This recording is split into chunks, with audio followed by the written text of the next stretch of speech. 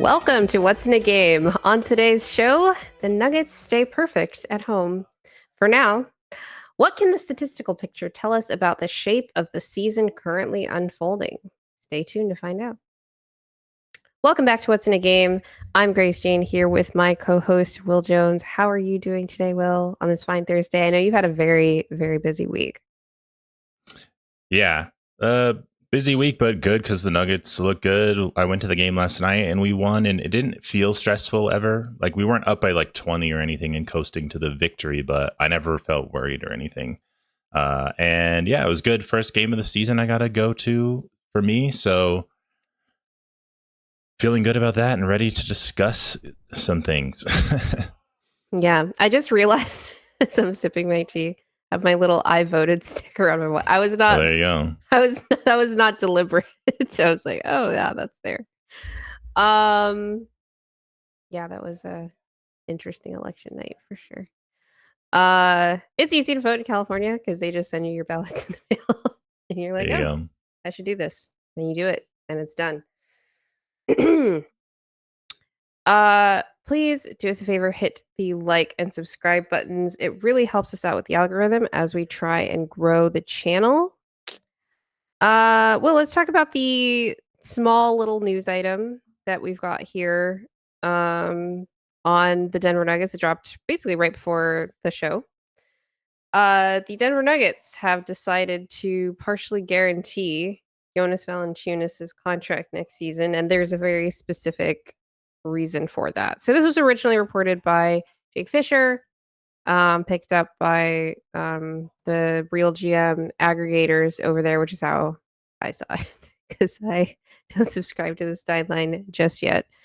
But the Denver Nuggets decided to work out a deal with Jonas to move back the date that they have to decide whether to keep him on the roster or not, whether or not they're going to waive him next summer. So originally that deadline was, I believe, was June 30th, and it's getting pushed back to July 8th.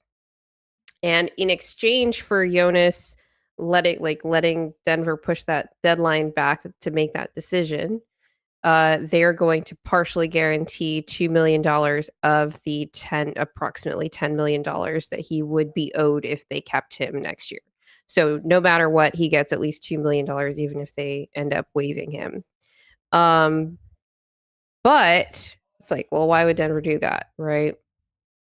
If the decision that was in front of Denver next summer with respect to Jonas, if they, keep him through the deadline, of course, was going to be to trade him before June 30th, which is an important day because free agency doesn't start until July 31st. There's a lot of contracts like with rookie scale deals and things like that don't even become eligible to trade until sorry, not July 31st, July 1st or June 31st, whichever the date, sometimes moves around, whichever that first day of free agency is. They would have had to trade him before that or just waive him or keep him, right?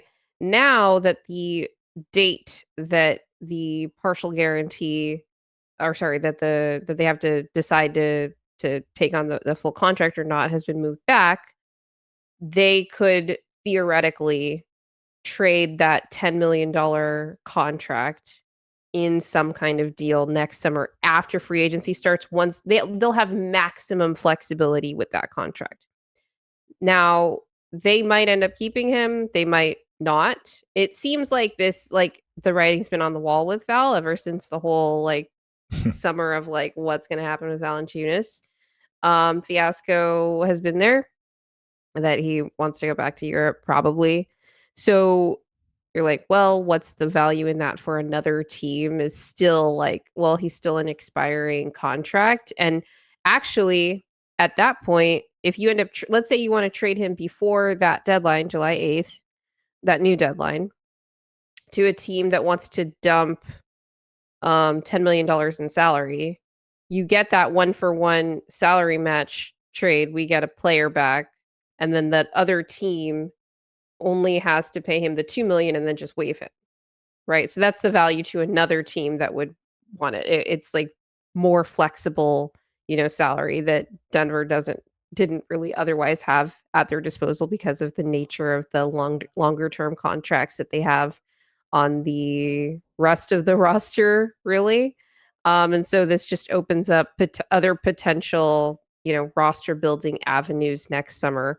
I will say that this deal or this move is interesting to me because when you're talking about operating on the margins, like let's say they end up not um, finding a trade for him, and then they end up just waiving him. They're like, okay, you can go back to Europe, and then we get our cap space back. There's still that extra $2 million hit that wouldn't have been there otherwise.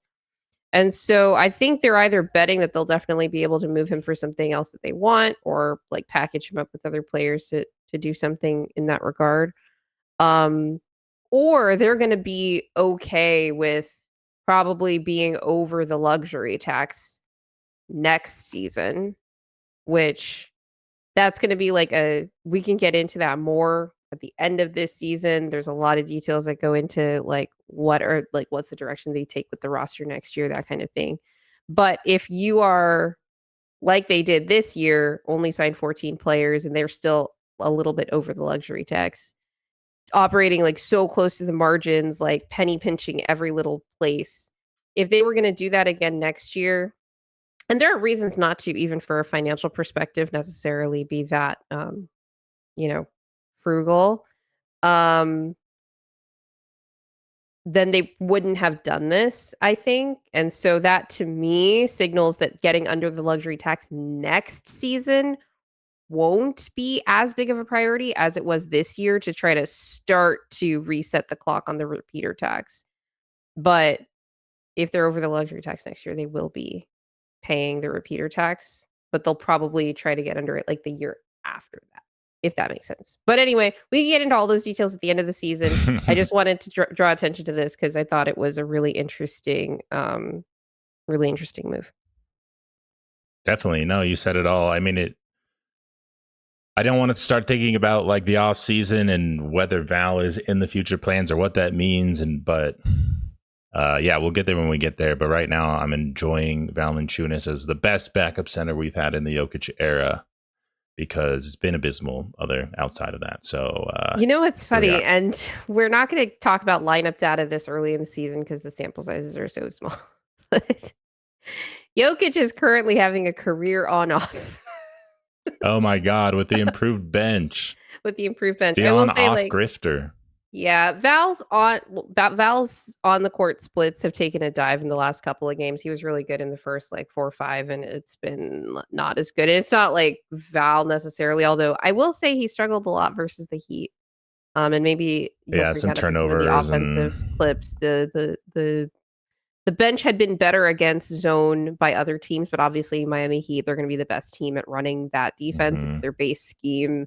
A lot of the time they've been running it at volume longer than anybody has, and now everybody in the NBA and their mom is running a zone defense or trying to. So, the Nuggets bench is going to look better against some zones than others, and it seemed like they really struggled against Miami. But Val's on court has not been that good in the last couple of games. Pop in the lineups around Val are super bad. Honestly, what I want to see more of are the Val AG lineups because those have been crushing. And I really think the fact that we don't have a real power forward in that bench group is still a big problem for them. Because on nights like last night when they're not cooking on offense, the defense is just abysmal. But I still like the Will, you were shocked because you're like, what? How's that possible? You're like, you still like the process generally, right? Of that bench group, even in these games where they've struggled, you can see what they're trying to do. Whereas in past years, you're just like, I have no idea what's going on here. I mean, the Kings, there was a really bad bench stint against the Kings that was more in line of what we were used to. And then even against the Heat last night, there was a little stretch where I thought, the lead just got completely blown, that the Heat are going to be back in the game.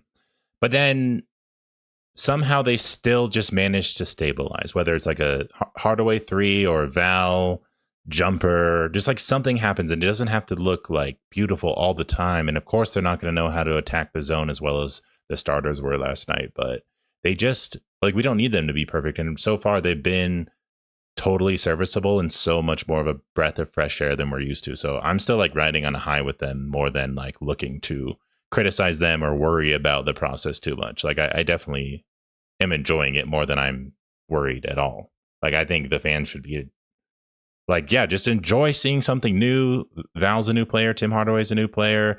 The bench rotations are new. Bruce is back. Enjoy some of the experimentation and the up and down that comes with that. Even though it hasn't been as experimental as I thought. Like, we haven't tried anything too crazy with lineups yet. Yeah, we did have one game. Was it the Kings game where Jamal didn't stagger with the bench in the first half? They Adelman threw Julian out there. We'll talk about that a little bit when we get to some of the mailbag questions. But yeah, if you want to, you can go ahead and share a few more general thoughts on the team, the first 6 games, or even just these last 3 or first 7 games, or even just these last 3 since our last show. And actually, you didn't get to speak much on our last show with Matt Brooks. So if there was anything that you wanted to throw in there, Oh, um, no, I mean, you wanted to just kind of no, we've riff been. on. I mean, I have some. One of my questions that I was going to ask to you is a mailbag question later, and it's something that I'm tracking. We're going to talk about that, and it's has to do with Christian Brown. Okay. But for the most part, I'm loving the team.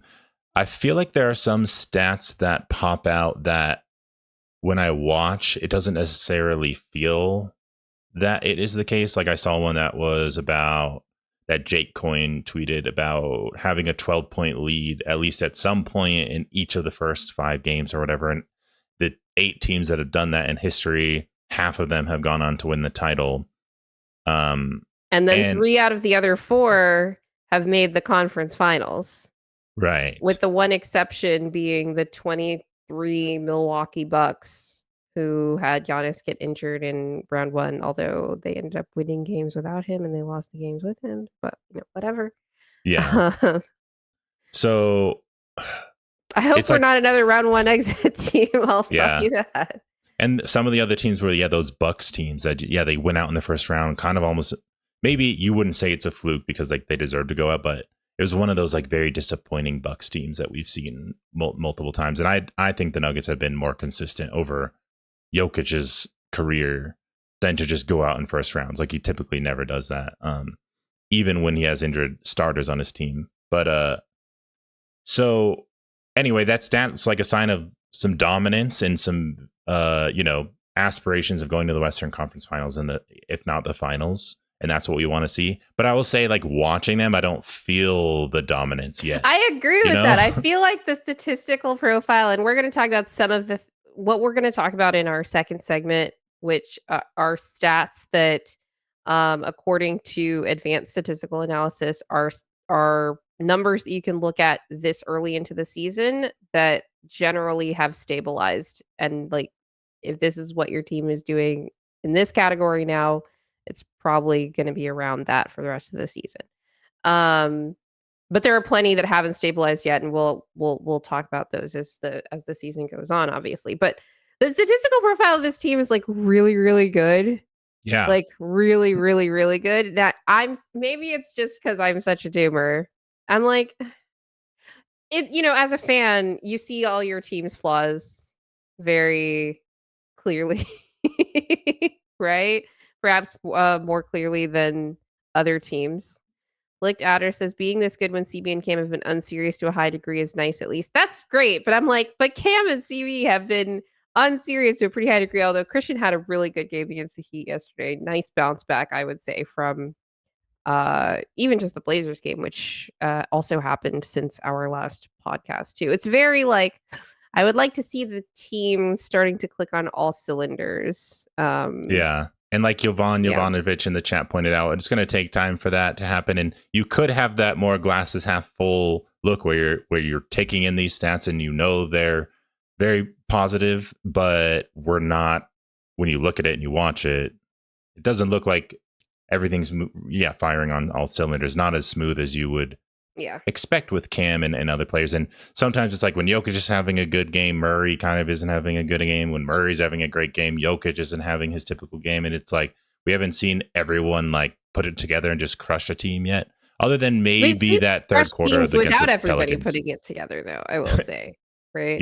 Yeah, for sure. Particularly the bad teams, right? And like I've seen the take that like Denver, they've only had like a cupcake. They had a pretty cupcake schedule, and like the schedule's been favorable. That's just like how it is early in the season. The 2 games that they've lost were against the Golden State Warriors, who you and I both have probably. Do you have the Warriors top 4 probably in the standings at the end of the year? I forget. Damn, yeah. What did I say? Maybe I still have that. Oh, I still have it. You I have had them Golden State Warriors third. at third. So do you. Yeah. Yeah, Nice. we agreed on that. And then the Blazers, who just knocked off the previously undefeated Oklahoma City Thunder last night. The Thunder were on a back-to-back or whatever. But we'll take we'll take the OKC losses where we can get them. Mm-hmm. And then we've beaten everybody else by double digits, except the Kings, which like that game should have been a double-digit victory. It was just like we were doing whatever at the end of the game. Should have won that Blazers game, I will say. I was rewatching that, and we'll talk about it at the end. But I'm like, I forgot they went up 6 with 1:20 left. Like, it's hard to believe that happened. It was just very incredibly poor game management in addition to the other issues that they had. Anyway, okay, let's move into the actual game talk then, since we're here. Since our last show, the Nuggets play the Blazers, and like I said, they lost that game 107-109. They had it to me like this game was it was kind of like an ugly, like annoying, gooky kind of game. They had turnovers in transition. Christian Brown had 2 live ball turnovers in transition in this game, which like doesn't normally happen. Although I will say, as Christian has started to try passing in transition more, it seems this season that is happening more often than you'd like, which is 0. You'd want him to have 0 live ball turnovers in transition, especially given how good of a transition player he was last season. I thought the late game defense was a real problem in that game. Like, it wasn't just end of game management, but just like this team, I will say, even in like in their losses, I think the unifying theme has been the late game defense. Like the clutch defense is still not where you'd want it to be, and that's kind of carried over from last year, where you're like, I don't know if this team, like, even though they can be like a good defense over the course of a game, I don't know that they have like this extra gear, like locking teams down, especially with like their normal closing group. In particular, like maybe you could see it if you sub out like a Cam for like a Bruce or a Peyton. But they've had some issues in some of these matchups. We'll see, because we only have 2 close games, sample size here to go off of. But that's reminds definitely me of something to last watch. season. Like last season, all the games were super close, and we had to win them just by finally putting in the effort on defense, which we had been asking for and questioning all season.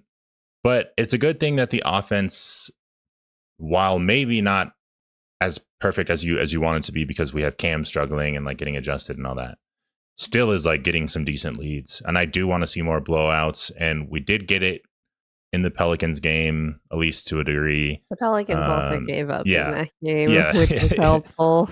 Exactly. But we got a blowout in the Suns game as well. Right. So I definitely want to see that more. And like the starters not even playing in the fourth quarter, and that's just something that didn't happen last season. So but yeah, like you said, it'll be, I am curious to see how the defense, like I still think this Nuggets team, the identity is that they turn up the intensity when it's like really close. It's just, I don't think we've necessarily been in that situation. Yeah. Well, they've been in the situation. They just haven't done it. Okay. Yeah. Fair. So, yeah. The offense also was like, I had a note of like bad offense late. They were still scoring though. It was just like some stupid turnovers, Yeah, we got the Pelican stimulus package looked at her. I will say that helped our defensive ranking currently a lot. That's not one of the things that has stabilized at this point in the season, by the way. I need like another like about a 10 more game sample size. But even since that game, our defensive rating has continued to climb up. And I will say the Heat were without Bam for a significant portion of the Heat game, which does matter. But I was really scared of like how our defense would look against this Miami offense. Um, I have some comments on that when we get to that game for sure. Anything else you want to point out about the Blazers game? No, that game's been Yeah. litigated a lot with that jump ball call. I want to flush it. Like it was just like, this is gucky. Everyone's like, oh, it's the Blazers. You have to beat the Blazers. All this stuff. I'm like, even when the Blazers were trash, like Denver just loses that team. They lose in division games all the time. Like they don't win every division game. They're always tough. Like I said, this Blazers team is better than their record. They just knocked off the Thunder last night. They came back from a 20-point deficit in that game too. Like they're really tough. That wasn't a bad loss. It was on the road, all that stuff. It was an annoying one because you were up late and you should have won. You were up the entire game practically until the very end. So that's another thing with Denver. Like I want to look at how long we've spent trailing in games because it's not long at all. Oh, even no. in this game against the Heat, they were trailing for most of the first quarter, and I was pretty concerned because I was like, Denver that was weird. Never trails against the Heat for this long, and then At they took the home, lead too. and all that stuff. Yeah. I do think that they were helped by Bam getting out, though, because the Heat could not even pretend to guard them without Bam. They were just so hot from three. But yeah, we can get into that when we get to the Heat. Yeah. Okay, so then they played the Kings. They won that game 130-124. I thought this was a defense highly optional game for both teams. I thought the Kings missed a lot of open threes. I was not impressed with like Denver. Even in the good defensive stretches, it was just like the Kings couldn't buy a bucket. Russ was awesome in that game. He was basically the only player from Sacramento who seemed to like show up to play, like brought like requisite energy to that game. I was looking up his stats because I thought he got near a triple double. Not quite. 25 points, 12 rebounds, only 6 assists. Probably because of all those bricked open threes by the other Kings, right? He actually was making his threes. I think he made like 50%. He actually had 6 turnovers in that game, which I noticed in the box score when I was just making the notes last night. But I didn't really notice that in the game. Were a lot of them dead ball or something? I didn't notice the Kings generally having a lot of turnovers. It seemed just like a normal number of turnovers game. It wasn't a lot of like dumb stuff. But yeah, generally speaking, like I said, defense highly optional for both teams in this game. So there wasn't a ton to learn about like the matchup or whatever, anything like that. Yeah. Like I don't think either team got like particularly tested. But obviously, the Kings get tested because you have to play against Jokic, and that's why they lost.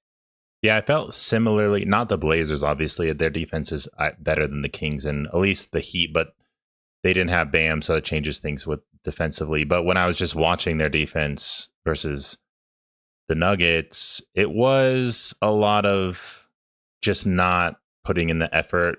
As much as as hard as it is to guard the Nuggets, and I give they're the so Nuggets small. credit. The Kings are they just don't have any they don't have near. I can understand giving up. Like you don't have the personnel to do this, and you also don't feel like. Yeah, it's like they kind of had that little surge late, but it's the home court advantage, altitude, whatever it is you want to say, or the Nuggets conditioning and just never giving up.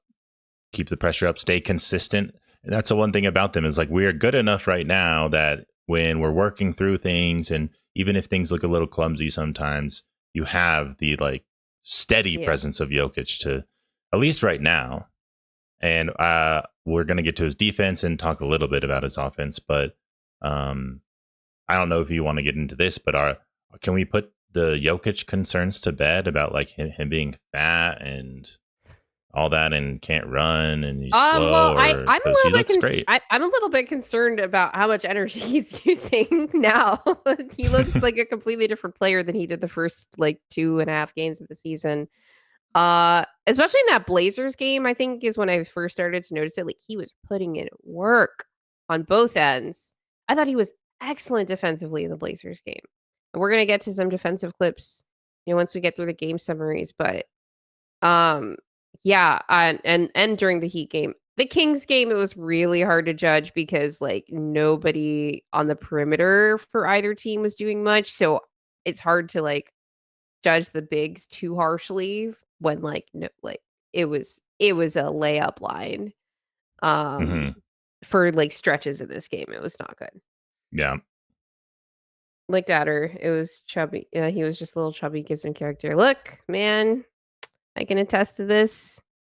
Once you turn 30, it's different. The standards to maintain everything become different. It becomes a little bit harder. So I was worried with how Jokic looked when he, came into the season. And it's not great. Like it's not great on the body to carry that much weight, going, into the season. But he has like notably slimmed down. I was looking at some film breakdowns by actually, it's funny. Let me see if I can find his name. I think it's Sokolovsky, an assistant coach of the Cleveland Charge, which is the Cavs G League team. He's allowed to like post stuff on Twitter, which is very interesting. I want to find more assistant coaches from the G League who are allowed to like post things about plays and whatever. Anyway, he was doing some stuff from uh looking at some stuff from Eurobasket. I was like, whoa. Jokic looks so much bigger there than he does now already. Like he has already Well, very visibly slimmed you down. think he slimmed down from like you seeing him last night to Eurobasket? I Yeah. haven't even like really Yeah. looked. That's Yeah. that's good to I hear. should I should send you these posts. I wasn't even paying attention to which two teams were playing, but I sent it to somebody else and they were like, "Oh, that's Team Serbia," and I didn't even um Mm. yeah, He's recognize burned it, off all but that beer weight from the it's summer. the beer. Yep, that's the thing with the alcohols. That's the thing with the alcohols. Liquid calories, man. Mm-hmm.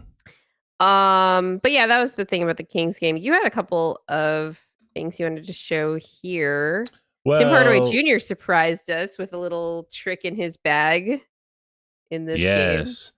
Man, I just like THJ. Man, what a presence off the bench, and just to have the He's such confidence a in that ruddy shot. shooter. Like Yeah, it's like funny because the Kings game was the one where was it it was the Kings game where Tim like didn't have it in the first half and Julian took his place. mm, yeah, Julian had a couple threes in that game, which was And cool. then Adelman ends up playing. I was like, oh, okay, maybe like Tim comes in, he doesn't have it. Julian comes in, I think, to start that second quarter. And I was wondering if Tim was even going to play in the second half or it was going to be Julian. But then Tim comes in and he's like on fire in the second half Yeah, uh, of that game.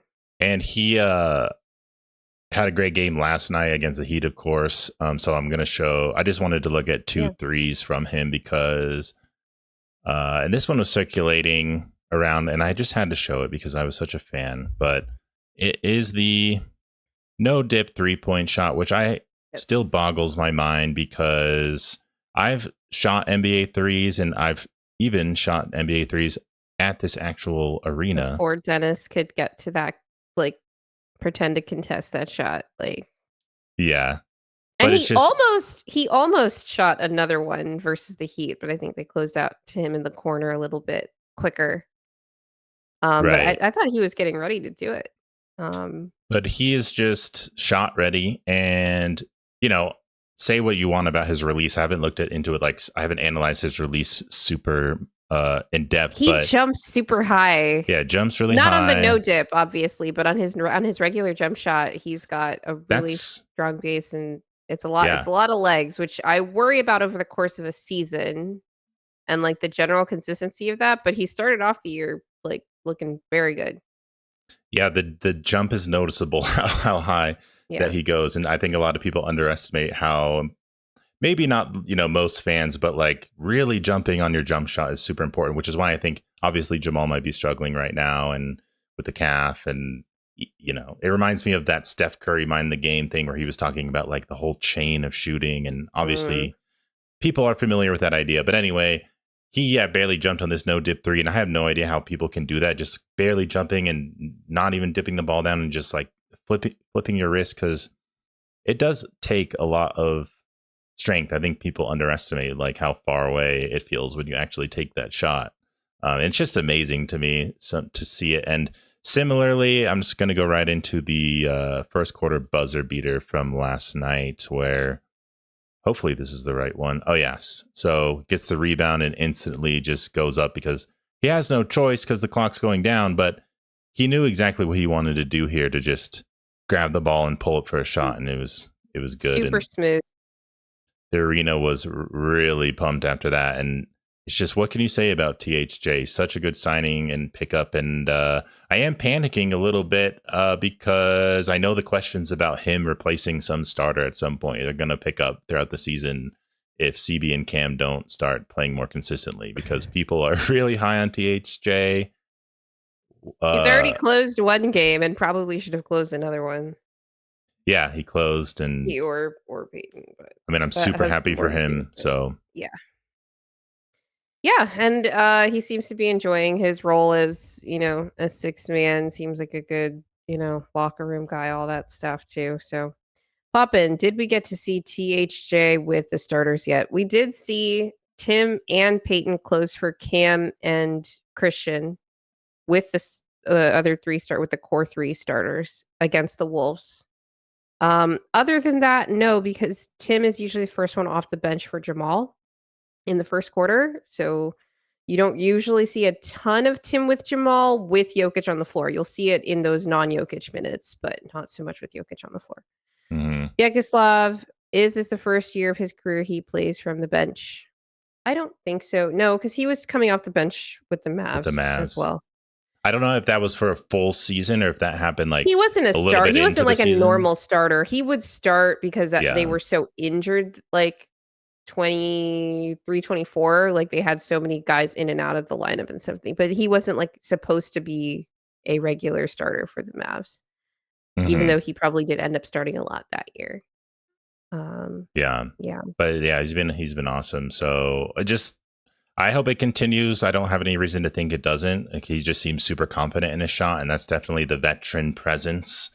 The need to, you just don't even think about it. He's been there so many times, and even though he kind of fell out of favor. I remember when he fell out of the starting lineup with the Mavs, and I thought, oh, this is the beginning of the end for him in a way where he's now seen as this kind of inconsistent player, where he was more cemented as the spacer next to Luka.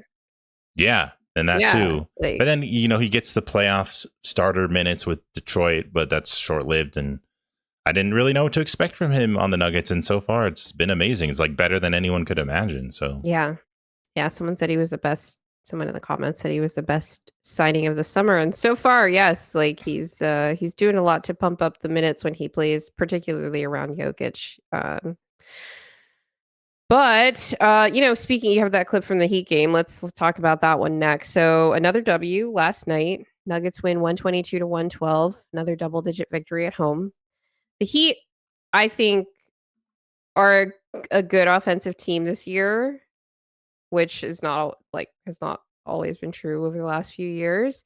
They did, I thought it was good of the broadcast to point out that they did hire Noah LaRoche, I think, as a consultant. I don't know that he's officially on the coaching staff, but he was an assistant coach and the offensive coordinator for the Memphis Grizzlies last year, who really took teams by surprise with their innovative sort of pinwheel offense that is very predicated on these one-on-one drives and constant filling and replacing by the other guys on the floor. To create that space. And I was a little nervous when this game started because they were getting whatever they wanted in these one-on-one situations. And I'm like, man, Denver's ball containment, not good, at all. I do think there were a couple of factors in the second half of this game that really blew it open. One, and probably the most important one, is Bam went out. And I just think that his screens, because they say that they don't run screens, but I do think that Bam is still like, maybe they don't, his screens aren't always counted, but his screens and his ability to like know where to be as an outlet in these situations um is unmatched by the other bigs on this team, like by a pretty wide margin. And two, like they couldn't defend us with Bam off the floor. But the other thing that happened in the second half is I think the Nuggets started to get a little bit more comfortable with the help patterns on the Grizzlies' drives, because it's not like, oh my gosh, this offense is like completely unbeatable and whatever. Part of the power of it is how it takes teams by surprise.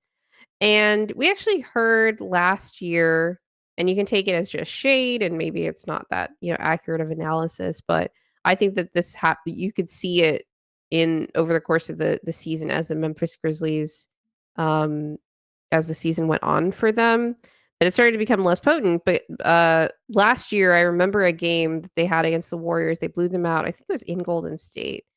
And after the game, I think they played again like a week later, and Warriors won, and they were much better, much more buttoned up defensively in that outing.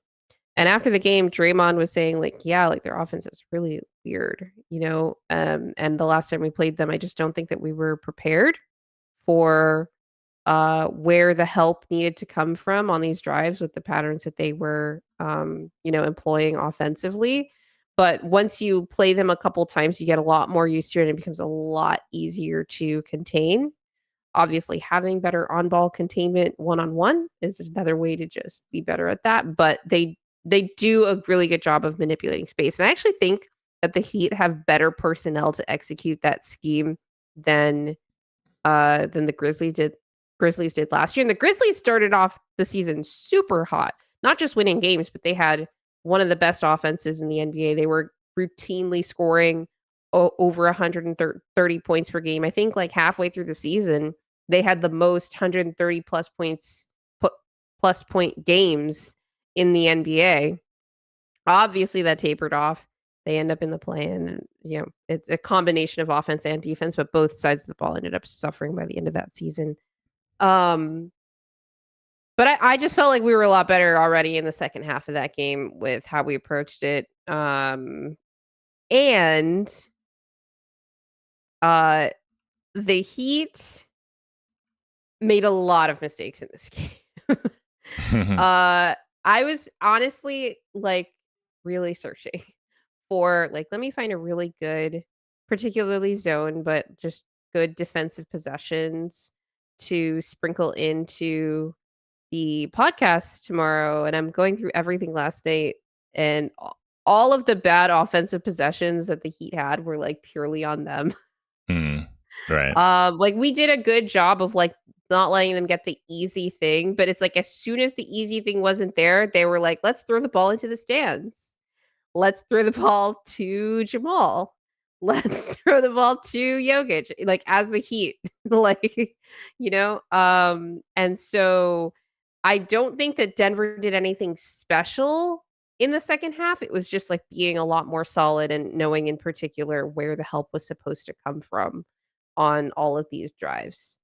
Um, yeah, like I can they had 14 turnovers in this game, and 10 of them were completely avoidable things. Mm-hmm. Yeah, but that's my general summary on the Heat game. Yeah, it was a weird start to the game for sure, and they were really hot, just like shooting from three. And sometimes we would have possessions where even if we were a little bit more locked in earlier in the game on defense, like really putting in the effort on sticking with rotations and closing out and running, it would just end up with like a Khalil Ware open three or something, or a Jovic open three. And I was like, dang, they're just hitting everything. But eventually just weathered the storm. And yeah, the Heat kind of like had mental lapses on defense and coverages, and it was easy to cut around them. And when Bam is gone out and Jokic can just see over everybody and he can pass and score on anyone, and we were just back cutting like crazy and getting to the rim. It became easy for sure. So, but it was fun game to watch. And I know we're going to look at mostly defensive clips, but I did want to go over some offensive looks before we get into that if you Yeah, let's do want it. to.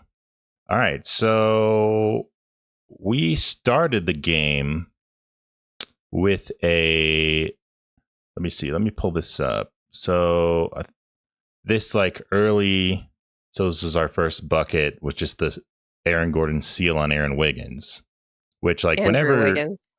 yeah. And what did I say? I said Aaron. Aaron. Whoa, it's come to the point where now I'm saying Aaron Wiggins over Andrew Well, it's Wiggins. probably because you're Wow. talking about AG. Yeah. So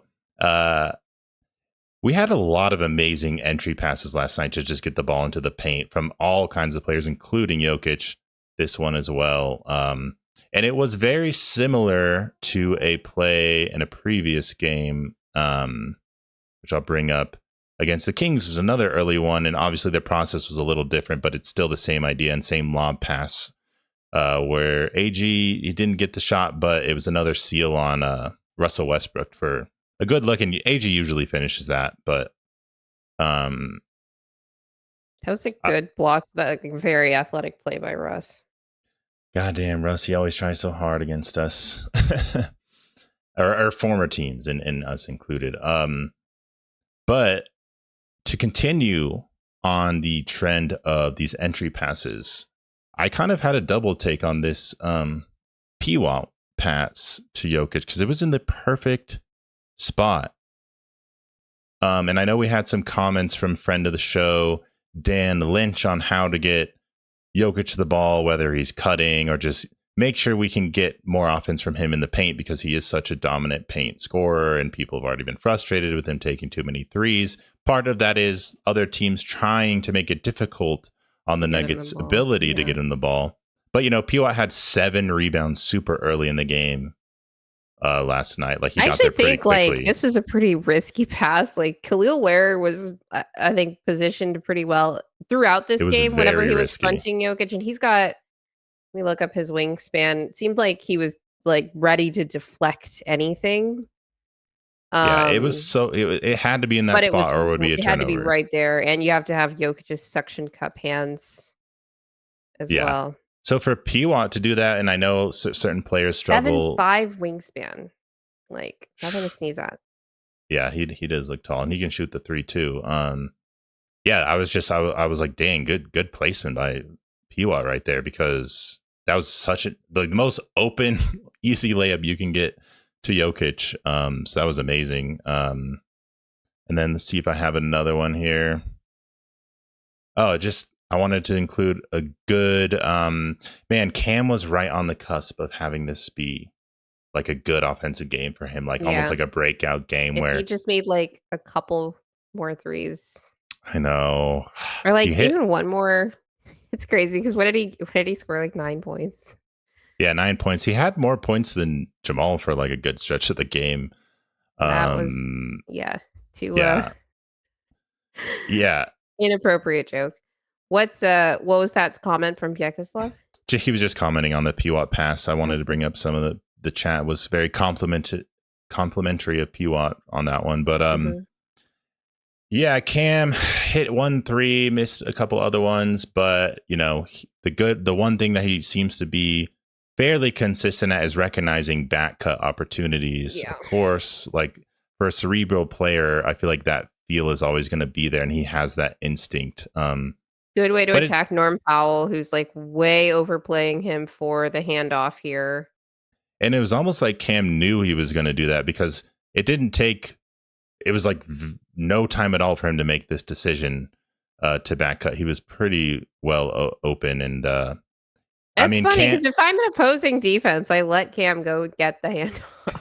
Yeah, like honest, what's he going to do? The way that is he going to try to shoot again? You're not worried about him taking an open 3 right now. But that's the beauty of like the shooter's reputation, right? Yeah. Like this is the kind of thing I'm talking about where it's like no one, well, not no one, like maybe like some really, really bad defenders, which maybe Norm's just in that category, is going to play Christian like that. He's going to have to work really hard to get his back cuts, and he still gets them because he's that good. He's that athletic. You know, but Cam like gets he gets an extra step because of his reputation as a shooter, and he's already got the defender off balance because of how they decide to play him. as a result. Yeah, so I just really want that shot to start falling. Obviously, everyone does because that's what needs to happen to replace MPJ. Of course, was his biggest skill that he brought to the Nuggets. Yeah. And once it starts falling, obviously everyone's going to be very happy, but there are still great little tangible details like this to point out with Cam's game that are like fundamentally sound and instinctually sound and think something to be excited about. It just hasn't been put it all together yet. Obviously, that layup that he just made was super open, so it was easy. The contested layups are not falling. I feel like he's kind of just going hard into contact and trying to draw the foul and not really focusing on scoring Not right going that now. hard into contact. I do agree he's trying to draw the foul, but I don't think that he's Sure. like good at it. Well, Like he's creating he's kind contact of going into the clumsily, contact, but also leaning away. It's very like which I is think probably we why need he's to not decide what we're scoring. doing here. Yes. Yeah. Yeah, because the layups are all falling short Yes. when he's setting Everything those is up. short. And in this game, like the threes in particular were short for everybody. Everybody was hitting threes short or like Jamal was front rimming for a little. Actually, Jokic I think was hitting threes from the beginning of that game, but like AG had one, Cam obviously, Christian. I was like, why is everything short for this team? What is going Yeah, on here? I don't know. Except They for shouldn't be Tim Hardaway tired. Jr. and Jokic are hard carrying the 3-point percentage for the team right Yeah, which is good to see. Jokic hit an early three in the game too, and it looked so easy and smooth. now. Yeah. Man, what a game from Jokic! Just he did Oh everything. my gosh. Just 30. incredible. Just incredible. He's age 30, 30 points, 15. I don't remember the final. Did he get 16 15, 15, rebounds. 16 Yeah, rebounds? 30. It was 30, 15, 15. It was 16 assists, I think, 15 rebounds, Hmm. if I recall correctly. Yeah, that was an insane game. He was just kind of in his passing bag. I've really enjoyed his playmaking this season. It felt like he was just more of a play finisher last year, and when he was passing, it was just kickouts. Um, he's getting to do a little bit more stuff on the move this year as like because he's more of like the second or third, sometimes fourth scoring option on a given play because I think more other guys are initiating. Or when he's initiating it so that somebody else like, okay, I'll create an advantage so you can score. And then when that's not there, that's when he, gets in there. And so when he does get the ball, it's usually like late off movement, like later in a set, like things are in motion already. So he's gotten Mm-hmm. to do some pretty cool It's stuff. crazy that he has. I mean, he had 10 assists so quickly last night, and Yeah. obviously the paint game was there, was wide open all game. But when it comes to 3-point shooting, I heard on Locked On Nuggets, Ryan Blackburn mentioned that the Nuggets are like fourth worst in missed open threes. I Oh, I don't know think. about that, but I just know the percentage is like bottom 5 or 6 in the league right now. So Yeah. that doesn't surprise me because the only ones we take are open. So I like that matches the eye test. I Hmm. totally buy that if Ryan said it. It It's matches the eye test. I feel like as an like eternal Nuggets fan, I just feel like this is always the case for the Nuggets, regardless of the actual facts of whether it was true or not. right. I'm Like just like we always miss our open shots. last year they were a really good 3-point shooting team, carried primarily by AG and Jokic having like phenomenal shooting years. Even Russ had a great shooting year. The year before was, like, more, like, closer to league average. Right now, we're, like, solidly, like, well below league average in three-point percentage, which thankfully is not a stat that has stabilized 7 games into the season, but I'm starting to get a little bit worried that we might just be this team that scores, 125 points per game, but is, like, 26th in three-point percentage. Yeah. I mean, I really hope. I mean, we have Tim Hardaway is the shooter we added. We thought we were going to have so much more consistent shooting with Cam. That hasn't hit yet. I didn't know what CB's shot would be like, but it was never horrible last season. It's Like the honestly, percentages he are there, seems but more hesitant even than last year. I need to look at his attempts right now, but it feels like he's taking even fewer per game. which is crazy because I don't think he's necessarily getting like the transition Well, here attempts either. I'll just bring up this clip because I wanted to talk about Christian Brown, but I didn't have a ton of clips of his hesitation, but I did notice this one where, I mean, there's a lot of zone to be played, and a lot of it is shooting in the gaps, as you guys know. And this is, Davion Mitchell does recover to him, but he could have easily shot this, and he just Yes, doesn't. He's just because looking to pass. and Norm gets to play the gap there because he knows Christian's not going to shoot, so he gets to play the gap between Christian and Cam. And then he finally decides to shoot it here, but he's like, it's a super deep three. And I was really interested to see if it was going to go in because I don't usually see CB take a three that's not pretty much right at the line. And it was in and out, like, well, it hit the front of the rim, but it could have been worse. But probably should have just taken that first one for sure. Can I just say on the super deep threes, it seems like Tim and Cam are the ones that are willing to like take them. Cam has not really made one, but he has taken them. In Yeah. this game, Jamal passed up so many threes. I actually should have pulled some of these clips. But there was one that really, really bothered me where he's on the right wing and it's like kind of a deep three, but he's like on the right wing, but near almost like that where the line goes straight to become the corner, right? So he's like a foot and a half, maybe 2 feet off of the line. And they're the Heat are in a zone. Ball comes to him. He like fully passes up the three to pass the ball back around the perimeter, and it makes his way back to him, and it's a contested three, and of course he misses that one.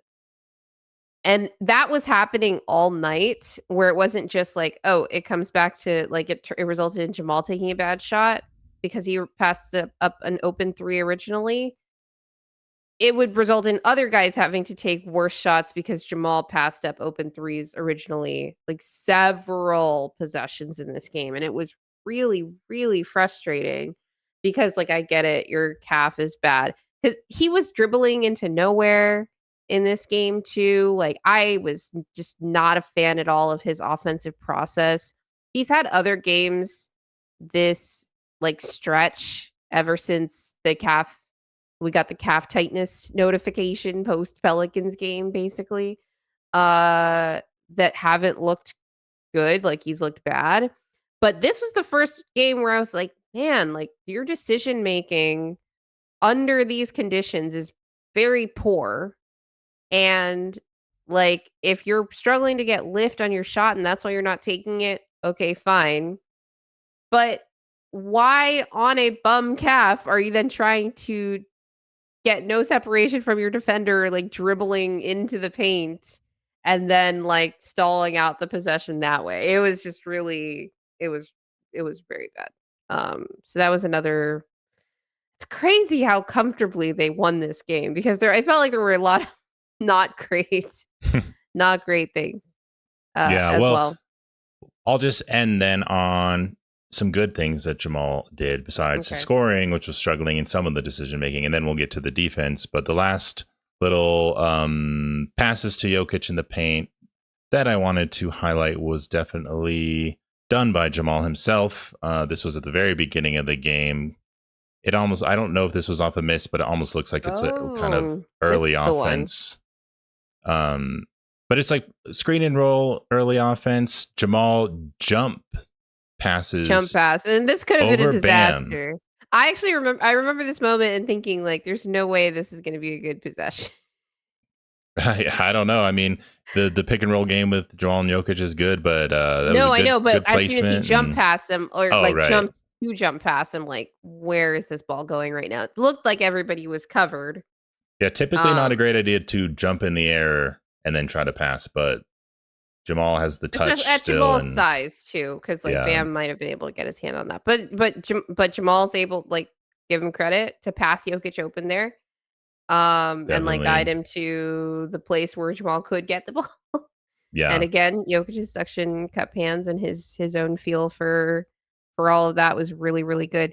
See, it's funny when you had crazy Jamal assist in the notes, I thought you were going to bring up the one That wasn't actually like a crazy assist like from Jamal necessarily, but like Jokic catches with one hand. I think he's got Oh, Norm on him right under the basket and then just oh, immediately goes that's the up one that for I it. have right here. Okay. That is the one that I have Oh, as crazy okay. Jamal says. Yeah. Yeah, this was crazy. Like it was just almost out of nowhere. Perfectly Like placed. you Jokic could didn't even see have to like move his you look hand. look at Jokic. Like they look at each other. Right. He knows it's coming. He's like He's already going to Jamal's start. just like get open and I'll get you the ball. And Yeah. you're just like, okay. He barely had to move his hand to put that ball in the basket. And it was very almost similar to the Sabonis pass where it's like the ball went right over the dude's head. Could have gone like grazed a hair on his head, judging by the camera angle. But Yeah. anyway, yeah, the Heat definitely made mistakes last night, but I did like the ball movement, mostly from the starters, of course, and just finding Yeah, ways to get yeah. Jokic the ball in the paint and some creative passes from even Pwat, like we showed earlier, that I wasn't necessarily accustomed to, and Jamal still had moments like that, and lots of assists to AG to get dunks, of course, like cutting on the baseline against zone, which is like a standard thing that you expect from him to do. Pwat had a chance, he missed the dunk, but he had a lob too. It just didn't go in. And then Jokic had some That amazing lobs as alley-oop. well. That would have been such a nice moment for Peyton too. That's what I like. I was more because there were better passes that Jokic made throughout the night that got sold. Just funny, he did end up with 16 assists, guys. It's not like, I know that's what's you know, crazy about it. they can't shoot 100%. But to me, that moment would have been just such a nice moment for Peyton. That I was like annoyed for Yeah, him on his behalf. I was annoyed at him on his behalf. I know. Just when we were like, "Hey, his rim finishing's looking pretty good," he misses the dunk. But I Yeah. guess it's gonna happen Well, yeah, it still isn't like totally. Remember there. the stat or trend that we were monitoring for Peyton with the rim finishing was like, how do I feel when he goes up with a layup? And that actually hasn't Mm-hmm. changed that much from last year. Mm-hmm. Um, was there anything else that you wanted to say before we move on to this first mailbag question? No, let's get to it. Okay. So you actually had in our notes, how concerned are you with Christian Brown? And I was like, oh, we have a mailbag question asking exactly that. So let's just stick that in this section here. Red and Whites from X writes, what's your concern level on CB offensively, primarily with the spacing concerns? What's your opinion? Is there a scenario of him being benched for Bruce Brown or Tim Hardaway Jr. in the clutch in really important games? And if so, who should close instead of Christian? Yeah, I mean, I didn't see that this question was asked when I was like looking into the clips, but I mean, I will say that there will be a good chance that he'll be benched and have someone else close because I think Adelman. Well, that's already happened. Yeah, it's In already a pretty happened. important Yeah. game, in a division game against the Wolves, like, yeah, they were without Ant, but, like, we were trailing in that game in that second half, right? Hmm. For sure. Um, So that'll happen, and and that's not maybe necessarily you argue that, like, you don't know who closed for whom because it was right. both Christian and Cam that got benched at the end of that game. And Cam, like, they could be like, "Oh, it was his shoulder," He was not playing well in that game. Yeah, And both Peyton and Tim came in for those 2 guys. So, yeah, and it's not like a huge indictment on a player if you're not closing. I mean, I know you would ideally want to close; it's a very important time, but if you are a selfless team and your culture is winning and competing for a title, you got to let the guys come in who are like having the best game or whatever reason it is that you need to go to a different lineup to close. But well, here's the thing, definitely is Will, when you don't possible. close every single game, especially in the playoffs, then fans are like, "We shouldn't keep him because he couldn't close every single game." For sure. All right. Yes, he Anyway, can. so we had been talking about this question and wondering about this is like an eternal question. We're always going to wonder about CB until either he becomes a very consistent 3-point threat over a longer period of time. Because even you've said, even if his percentage was at a good level, people are still going to help off of him because he's like the fifth option offensively, theoretically. Maybe not now because Cam might be the fifth option, but Anyway, I just wanted to look and see, were there possessions last night on misses specifically where it looked like a help off CB might have Mm-hmm. impacted the play. AG and Jokic have a size advantage, of course, against smaller teams. And if you want to play bully ball, like on this play, like AG, he might be able to do so. But this is after a screen on the wing where instead of, Andrew Wiggins staying with CB on a potential pop, he can just dig down, and he even gets a contest on that shot. I don't know how much I think he might have Andrew. gotten a finger on it. That was pretty short Oh yeah, he for could have AG. actually. Yeah, it did fall short. I wasn't positive if he blocked it or not. The angle is from the other I'm side, gonna give but AG the benefit of the doubt. yeah.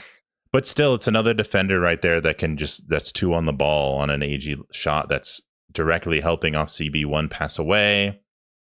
And then I had some others. We don't have to go over every single one. Actually, if you could go back to that play, Sure. um, if they wanted to kind of optimize the spacing a little bit, and maybe you're just like, I just want Jokic in the paint. You could bring Jokic out to the 3-point line and have Christian cutting through, like happens when it's Jokic driving into the paint here, right? Hmm. Because a lot of times you'll have multiple guys cutting through during a Jokic drive to take their defender with them because they know, like, oh, we don't want Jokic to make that dump off pass easily to this guy that's cutting through, so I'm gonna go with them, and that's how you drag that defender through. But here, everyone's just kinda standing around, like, Christian, he's not even fully at the three-point line when, yeah, AG starts this drive. AG is also very much looking to score here, and this is partly, like, an AG thing too. Yeah, like he kind of That's forces it. this is the thing with, that I think, uh